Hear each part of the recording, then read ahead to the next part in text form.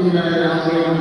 قال الله جل وعلا: لقد كان لكم في رسول الله أسوة حسنة لمن كان يرجو الله واليوم الآخر وذكر الله كثيرا.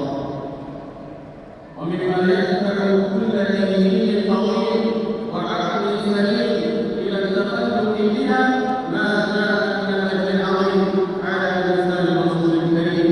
فعن ابن كعب رضي الله عنهما عن النبي صلى الله عليه وسلم أنه قال: إن خياركم إن من خياركم أحاسنكم أخلاقا. متفق عليه.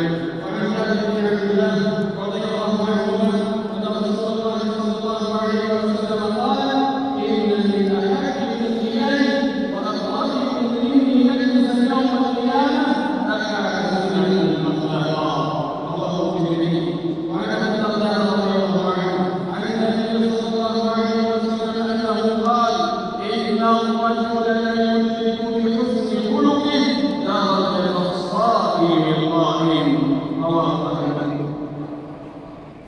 وعنه رضي الله عنه أن النبي صلى الله عليه وسلم قال: حسن الجوار وصلة الرحم وحسن الخلق يعرفون الديار ويزيدن الأعمار. رواه ابن الدنيا بإسناد صحيح.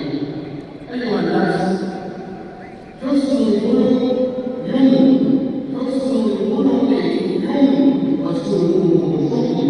وأحسن الأخلاق ما جبل صاحبها وزاد وأقلها ما دنسه وشانه. ولا يقتصر حسن الخلق على طلاقة وجه الجلال، بل هو أوسع من ذلك في شريعة الإسلام، فيشمل بذل الندى وكف الأذى وفعل الأوامر والمضاد وارتياح النواهي والمناهي.